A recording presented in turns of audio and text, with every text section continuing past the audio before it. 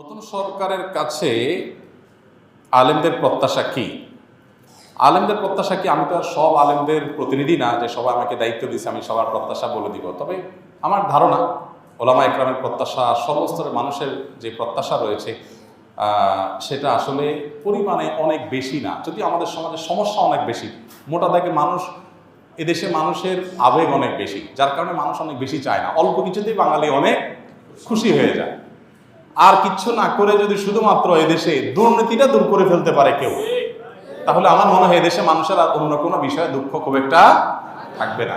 যদি দুর্নীতি মুক্ত সমাজে কোথাও কোনো টাকা লাগবে না, মামু খালু লাগবে না, হাই হ্যালো লাগবে না, সবার জন্য একরকম নিয়ম থাকবে, এটা যদি করা যায়, অর্থাৎ অবিচার, বৈষম্য, জুলুম, চাঁদাবাজি, ঘুষ, এগুলোকে যদি জাদুঘরে পাঠিয়ে দেওয়া যায়, এগুলো যদি করতে দেওয়া না হয়, জিরো টলারেন্সে যাওয়া হয়, এটা যদি প্রতিষ্ঠা করা যায়, আমার মনে হয় এই সরকারের কাছে, নতুন সরকারের কাছে মানুষের এর চাইতে আরো অনেক ডিমান্ড আছে, কিন্তু এর চাইতে বড় ডিমান্ড আমার মনে হয় আরেকটা নাই।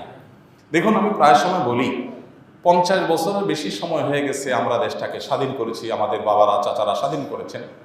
তো 50 বছরের বেশি হওয়ার পরও এই দেশে এতগুলো সরকার আসছে গেছে, কোনো সরকার এদেশের মানুষের খাবার, মুখের খাবার এবং পানীয়টাকে নিরাপদ করতে পারে নাই। পৃথিবীর বিভিন্ন দেশে আপনারা যাবেন, যারা বিভিন্ন দেশে গেছেন, আপনি পানি পান করবেন, পানি পানের যে ব্যবস্থাপনা একটা রাষ্ট্রে সব জায়গায় আছে, 100% সেফ, নিশ্চিন্তে আপনি পানি পান করতে পারবেন। আমরা যখন বাইরে যাই, আমাদের দেশে দোকানে গেলে, মুদি দোকানে গেলে একটা কেকের প্যাকেট, একটা বনের প্যাকেট বা একটা আপনার ফাস্টফুড আইটেম, এটা মুখে দিতে আমরা 10 বার চিন্তা করি। আর রাস্তার পাশে যে সমস্ত চটপটি বানায়, এটা বানায়, এগুলো খাইতে আমাদের 10 বার চিন্তা হয় যে না জানে কি দিয়ে রাখছে, না জানে কিভাবে তৈরি করছে, তাই না? নিরাপদ খাদ্য, নিরাপদ পানি, এটুকু মানে শুধু একটু পানি পান করবে মানুষ, এইটুকু নিরাপদ 50 বছরে কোনো সরকার করতে পারে নাই। কিন্তু আপনি বাহিরে যাবেন, অবাক হয়ে যাবেন, থাইল্যান্ডের রাস্তা রাস্তা যে আপনার স্ট্রিট ফুড আছে, 100% টেনশন মুক্তভাবে আপনি খেতে পারবেন, কোনো টেনশন নাই যে এগুলো অন্তত হেলদি। হালাল হারাম এর ব্যাপার আছে, সেটা ভিন্ন বিষয়, কিন্তু একেবারে টেনশন মুক্ত হেলদি, অর্থাৎ এটা তারা নিশ্চিত করছে কেউ কোনোভাবে এগুলোতে কোনো অন্যায় করতে পারে না। আর আমাদের এখানে পুলিশে কিছু টাকা দিয়ে দিতে পারলে সব হালাল, আর পুলিশে টাকা না দিলে হালাল জিনিসও কি হারাম হয়ে যায়, দৌড়ের উপরে থাকা লাগে। তো এই পরিস্থিতির অবসান হওয়া দরকার। 50 বছরের বেশি হয়ে গেলেও আমাদের পরে যারা স্বাধীন হয়েছে সে সমস্ত দেশে আমাদেরকে চাকর হিসাবে নেওয়ার জন্য আমাদের মন্ত্রীরা গিয়া ধর্ণা দিয়ে বসে থাকা লাগে যে আমাদের দেশে কিছু চাকর হিসাবে নেন, অন্তত ভিসা দেন। এটা আমাদের জন্য লজ্জা। এই ব্যর্থতা এদেশের সাধারণ মানুষের না, এই ব্যর্থতা এদেশের রাজনীতিবিদদের, এই ব্যর্থতা এদেশের যারাই যখন সরকারে আসছে তাদের, যত সরকার আসছে, আমি নির্দিষ্ট কারোর করে বলতেছি না, এই ব্যর্থতা তাদের সবার। আমাদের অনেক সীমাবদ্ধতা আছে, খনিজ সম্পদ নাই, অনেক কিছু নেই, আমরা জানি, কিন্তু এদেশের মানুষের মধ্যে প্রচণ্ড কর্মস্পৃহা আছে। আমি 10 বছর প্রবাসে ছিলাম, আমি জানি, আমি কাছে থেকে দেখেছি, অন্য অনেক দেশে মানুষের চাইতে বাংলাদেশি প্রবাসীরা কাজের প্রতি অনেক বেশি আন্তরিক। এবং মিডিল ইস্টে আপনি সৌদি আরবে, দুবাইতে দেখবেন যে কফিলরা, মালিকরা বাঙালি লোককে বেশি খোঁজে, কারণ বাঙালি কাজের ব্যাপারে খুব সিরিয়াস, তারা খুব পরিশ্রমী হয় অন্য দেশের তুলনায়। তো এদেশের মানুষকে সঠিকভাবে গাইড করে এদেশে আরো অনেক উন্নতি করা যেত। আমি একটা কথা প্রায় সময় বলি, জানি না এটা কতটা সবাই একমত হবেন, সেটা হলো যে এই দেশে যতটা উন্নতি হয়েছে আমাদের, ততটা উন্নতির পেছনে সাধারণ মানুষের অবদান আছে। প্রবাসীদের রেমিটেন্স আছে, ব্যবসায়ীদের ব্যবসায়িক উদ্যোগ আছে, গার্মেন্টস সেক্টরের অবদান আছে, সাধারণ মানুষের অবদান আছে। সরকারগুলোর আসলে সেখানে উল্লেখযোগ্য, ছোটখাটো তো আছেই, উল্লেখযোগ্য কোনো ম্যাসিভ লেভেলের অবদান সরকারের, কোনো সরকারেরই, বরং দুর্নীতির মাধ্যমে, অপশাসনের মাধ্যমে আমরা যতটুকু পিছিয়ে আছি, এগুলো সবগুলো ভাগে যোগে সব সরকারই কম বেশি করছে, সোজা কথা। অতএব নতুন সরকারে যারা আসছে, আমার মনে হয় তাদের প্রতি যে ডিমান্ডগুলো আছে, ভিতরে 1 নম্বর হলো সংখ্যালঘুদের নিরাপত্তার ব্যাপারে এই দেশে মানুষ খুব কনসার্ন। আশেপাশের অন্যান্য দেশের তুলনায় আমাদের দেশে সংখ্যালঘু নির্যাতন তাদের তুলনায় অনেক কম হয় আলহামদুলিল্লাহ, কিন্তু সেটাকে আরো আমরা কমে আনতে চাই, আনা উচিত আমাদের। সে ব্যাপারে সচেষ্ট থাকার পাশাপাশি এদেশের সংখ্যা, যেই ধর্মের মানুষ সবচেয়ে বেশি মুসলমান, তাদের চিন্তা চেতনা, তাদের বিশ্বাস, ধ্যান ধারণা যেন সরকারের সিদ্ধান্ত, তাদের কথায় কাজে যেন প্রতিফলিত হয়। এদেশের মানুষ কথায় কথায় বিসমিল্লাহ বলে, কথায় কথায় আল্লাহর নাম বলে। এখন এদেশের শাসন যারা করবেন তাদের মুখে যদি সেগুলো না আসে, তাহলে সেটা কখনো জনগণের আশা আকাঙ্ক্ষার প্রতিফলন হতে পারে না। অতএব প্রথমত তাদের কাছে আমাদের চাওয়া হলো, আলেম সমাজ বা আমার একজন আলেম হিসাবে আমার চাওয়া হলো যে সংখ্যালঘুদের নিরাপত্তার ব্যাপারে আলহামদুলিল্লাহ এদেশে মানুষ খুবই দায়িত্বশীল, সহাবস্থানে বিশ্বাসী। এদেশে দাঙ্গা বলতে যেটা বোঝায় ধর্মীয় দাঙ্গা, আশেপাশের সব দেশে হলেও এদেশে আলহামদুলিল্লাহ কখনো উল্লেখযোগ্য সেরকম কোনো দাঙ্গা হয়নি।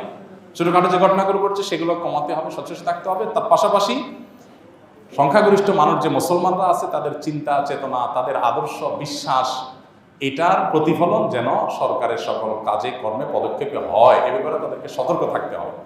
দ্বিতীয়ত যে প্রত্যাশা তাদের কাছে সেটা হলো জুলুম, চাঁদাবাজি, পেশি শক্তির যে অপব্যবহার, এটার কারণে যে আমরা অতিষ্ঠ, সে বিষয়টাকে তারা যেন দূর করতে পারে। ধরুন আমাদের সমাজে এই যে জুলুম, চাঁদাবাজি, এগুলোর কারণে কি হয় আপনারা সবাই জানেন।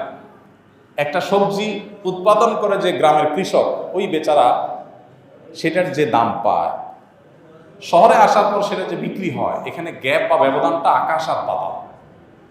কৃষক হয়তো কেজি 2 টাকা, 3 টাকা, 5 টাকা পাচ্ছে, আর ঢাকা এসে সেটা বিক্রি হচ্ছে 40 টাকা, 50 টাকা, 60 টাকা। এত বড় গ্যাপ কেন হচ্ছে আমরা সবাই জানি কেন হচ্ছে। চাঁদাবাজির কারণে হচ্ছে।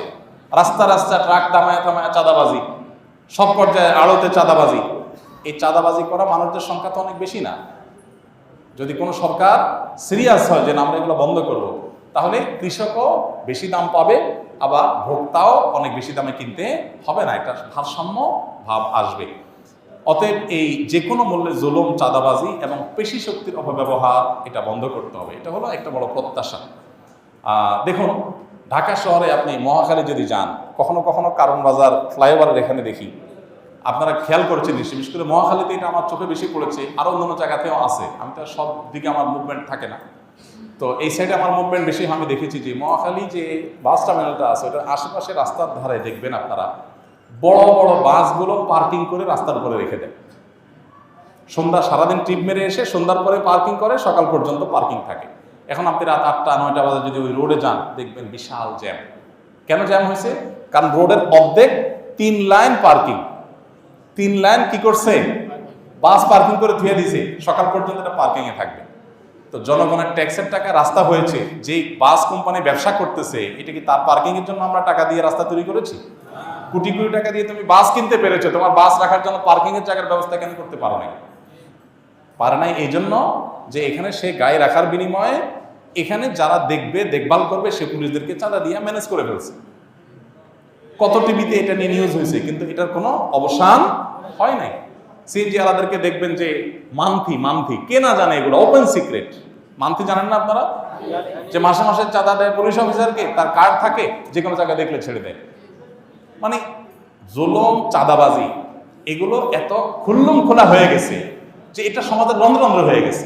অতএব আমার মনে হয় অন্যান্য মানুষের মতো আলেমদের প্রত্যাশা হলো যে জুলুম, চাঁদাবাজি এবং পেশি শক্তির ব্যবহার বন্ধ করা। প্রত্যাশা হলো দুর্নীতির ব্যাপারে 0 টলারেন্সে যাওয়া। কোনো অফিসে, আদালতে, কোথাও যে মানুষের যাতে পেরেশানি পোহাতে না হয়, যে মামু খালো ছাড়া কিছু হবে না, হাই হ্যালো ছাড়া কিছু হবে না, এরকম যেন না হয়। সবার জন্য যাতে সমান সুবিধা থাকে। আমাদের দেশটা অনেক গরিব, অনেক দিক থেকে আমরা পিছিয়ে আছি, নিশ্চয়ই আমরা জানি সেটা, কিন্তু যেটুকু হবে সবার জন্য সমান হোক। কারণ মামু খালু আছে তার জন্য সব হবে, আর যার মামু খালু নাই, হাই হ্যালো নাই, টাকা পয়সা নাই, তার জন্য কিছুই হবে না, এটা যেন না হোক। এটাই হলো প্রত্যাশা। আর সর্বশেষ বিষয় হলো যে বিশেষভাবে নিরাপদ খাদ্য, নিরাপদ পানীয়, যেটার কথা আমি বলছিলাম, নিরাপদ ঔষধ, নিরাপদ খাদ্য, নিরাপদ পানীয়, নিরাপদ ঔষধ, এই তিনটাতে নিশ্চিত করা। দেখুন যেই ঔষধের মাধ্যমে মানুষ বেঁচে থাকবে, ট্রিটমেন্ট করবে, আমি নিজেও জানতাম না এক সময় যে ঔষধের ক্ষেত্রে এত 2 নম্বরই হয়, যে নকল ওষুধ নাকি হয়। তাহলে একটা মানুষ যে ওষুধ খেয়েছে সুস্থ হবে, উল্টা ওই ওষুধ খেয়ে সে আর মরে যাচ্ছে। বাংলাদেশের বহু গ্রামে, আমি আমার গ্রামের কথা বলি, আমার গ্রামে, লক্ষ্মীপুরের আমার গ্রামে, শুধু আমাদের বাড়িতে 8 জন মানুষ ক্যান্সারে মারা গেছে। আমার বাবা নিজে ক্যান্সারে মারা গেছে, আমার হাতের উপর দিয়ে চটপট করতে। আমার চাচারা কয়েকজন মারা গেছে, চাচাতো ভাইরা কয়েকজন মারা গেছে। কেন? খবর নিলাম যে পানি যেটা খায় পুরা গ্রামের মানুষ, এটা ক্যান্সারের কারণ।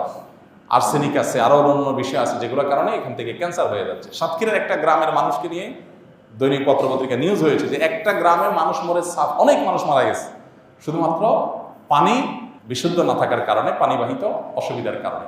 আমার নিজের বাসায় এই যে কয়দিন আগে পরপর 3 জন জন্ডিসে আক্রান্ত হয়ে চরম অবস্থা হয়ে গেছে, মরণাপন্ন অবস্থা হয়ে গেছে। পরে চেক করে দেখা গেল সমস্যা পানিতে। তো খাদ্যে ভেজাল, এটার কারণে কিডনি শেষ হয়ে যাচ্ছে। আমাকে এক ডাক্তার বলেছেন যে বাংলাদেশের যতগুলো ডায়ালাসিস মেশিন আছে হসপিটালগুলোতে, এগুলোর একটাতে আপনি দেখবেন স্লট খালি নেই। এত পরিমাণ কিডনি রোগী হয়েছে এদেশে যে একটাতেও কি নাই, স্লট খালি নাই। অসাধু ব্যবসায়ীরা খাদ্যের মধ্যে ভেজাল দিয়ে দিয়ে আমাদের কিডনি শেষ করে ফেলতেছে। ক্যান্সার রোগী ঘরে ঘরে হচ্ছে। হার্টের রোগী এত বেশি যে হার্টের অসুবিধার কারণে, হার্ট অ্যাটাকের কারণে মানুষের মৃত্যু বরণটা এখন ডাইলবাত হয়ে গেছে। এখন এগুলোর জন্য দরকার কি?